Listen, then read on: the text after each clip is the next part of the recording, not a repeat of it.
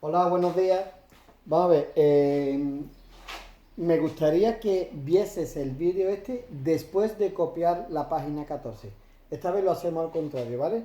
Primero lo copias, porque además date cuenta que es la segunda vez, ya esa página la copiamos en clase y, y lo estuvimos explicando más o menos por encima. Es verdad que hace tiempo se te ha podido olvidar, pero primero copia la página 14, que ya te sonará lo que estás copiando, y después miras este vídeo con el esquema que he hecho. Además, me gustaría que copiases el esquema, ¿de acuerdo? Así que la demostración de tarea de hoy miércoles es este esquema, lo copias, ahora mismo le puedes dar pause y lo copias y me lo envías, pero lo voy a explicar. La primera parte te habla de qué se estudia en una palabra. La verdad es que ya no es solo en una palabra, sino cualquier aspecto de la vida que tú quieras estudiar, siempre manejas por lo menos tres informaciones. ¿Cómo se llama? ¿Cómo es? ¿Y para qué sirve? ¿De acuerdo? Imagínate que estamos hablando, por ejemplo, de, yo qué sé, de medicina. ¿Cómo se llama este órgano? Se llama corazón, ya está, sabe que ese es el corazón. ¿Qué forma tiene? Pues tiene dos aurículas, dos ventrículas, tiene unas válvulas que abren para un lado, para otro, por aquí entra sangre, por aquí se ve que es de salida y es la forma que tiene, ¿de acuerdo? Cada parte, cómo se llama cada parte, la forma. Y después está la función. ¿Para qué sirve ese órgano? Pues ese órgano lo que hace es que bombea la sangre, ¿de acuerdo? ¿Hablas de mecánica? Pues, por ejemplo, tú dices, bueno, pues ¿cómo funciona? Vamos, ¿esto qué es? Esto es el faro del coche, se llama faro, ¿vale? En la semántica es un faro. ¿Qué forma tiene? Pues tiene una bombilla con una resistencia, tiene dos polos donde va conectar los cables, tal y cual. ¿Qué función tiene? Pues tiene la función de iluminar o de señalar el coche, luces de posición, la función de iluminar a corta distancia con las luces cortas o iluminar a larga distancia con las luces largas. No importa, sea lo que tú estudies, normalmente tienes que saber cómo se llama, cómo es y para qué sirve. Métetelo en la cabeza. ¿Cómo se llama? ¿Cómo es? ¿Y para qué sirve? El cómo se llama, el significado en lengua, se estudia, se dice que es la semántica. ¿De acuerdo? La semántica es el significado de las palabras. Recuerda que eso lo vimos en clase. ¿Cuál es el libro puro semántica? El diccionario. El diccionario es una lista alfabética, en orden alfabético, de palabras que te dice su significado. Siempre da un poquito más de información. También te dice qué clase de palabra es, pero principalmente lo que te dice es qué significa. Después está, cuando estudiamos la forma, es lo que en lengua se llama la morfología. La forma. Recuerda la palabra que vimos, la palabra morfo, la palabra amorfo, que significa que no tiene forma. Recuerda que esa palabra venía del griego y morfos es forma. Y por fin, te acuerdas que cuando vimos la metamorfosis, acuérdate de todas esas palabras, morfos, forma. Y por fin, la función. La función es que realiza, ¿de acuerdo? Entonces, claro, las palabras realizan una función. Tú ahora mismo me estás comprendiendo a mí porque ya tu precioso cerebrito está comprendiendo las palabras, está sabiendo si me refiero a una cosa masculina, en femenino, tal y cual, por la forma de la palabra y además me estás entendiendo por la función que desarrolla cada palabra. Lo que sí es cierto, ya que estás en quinto entrando en sexto, es que raras veces solo se estudia una cosa. O sea, que de hecho análisis morfológico se puede hacer, de hecho lo hacemos. Pero vamos, normalmente siempre se hace morfosintáctico o semántico. Semántico sí puede ir solo. ¿Qué significa alféizar? Bueno, pues alféizar es la superficie de donde reposa la ventana. Ya está, ¿no? ¿Qué significa? ¿No? Esa sí tiene entidad suficiente el significado de las palabras. Pero el análisis, raras veces se hace un análisis sintáctico, que se hace, o un análisis morfológico. Normalmente la palabra va junta y se dice análisis morfosintáctico. Resumen, tres aspectos para estudiar cualquier cosa. Concretamente, para estudiar las palabras, que es la lengua, lo que estamos estudiando en el área de lengua. Aspecto semántico, qué significa. Aspecto morfológico, cómo es, masculino, femenino, singular, plural, presente, pasado. Y aspecto sintáctico, la sintaxis. ¿Qué función? Pues esto es sujeto, esto es objeto directo. Sé que es para mí porque es un objeto indirecto. Sé que te refieres a la objeto directo, lo que ya hemos analizado muchas veces. Bien, claro. La siguiente parte de lo que estás copiando o lo que has copiado de la página 14 te habla de palabras variables y palabras invariables. Bueno, pues ya sabes que las palabras variables son las que varían. ¿Qué significa varían? Que cambian.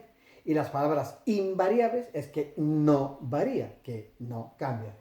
Y si te tienes que quedar con la copla del parrafito que hay en cada uno que dice las palabras variables, las variables son sustantivo, tú ya sabes, puede ser masculino, femenino, singular, plural.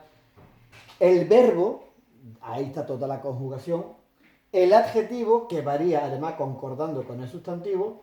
Los pronombres, que también lo hemos estudiado, que sustituyen a los nombres, pronombres personales, pronombre átono, tónico, los pronombres. Y los determinantes, que también lo hemos estudiado, que son las palabras que acompañan al sustantivo. Ya sabe que este muchacho, sustantivo, este muchacho, adjetivo, y este muchacho, determinante, forman los grupos nominales. Y después tiene el verbo, que con otras invariables formarán los grupos verbales. Pero eso es un poquito más complejo, más para adelante. El caso es que tú ya sabes que cada vez que te quitas las gafas y las usas o miras desde lejos para ver solo manchas, cuando tú ves en una oración en la pizarra, tú ya sabes que hay una serie de manchas separadas una de la otra y eso son palabras, ¿de acuerdo? Así es como se escribe en español. Bueno, en la mitad de la lengua, por lo menos europea. ¿De acuerdo? Se escriben con palabras y hay que analizar las oraciones, pero también hay que analizar cada palabra. Y las clases de palabras son pues, el sustantivo, el verbo, el adjetivo, el pronombre, el determinante, la preposición, la conjunción, el adverbio y la interjección.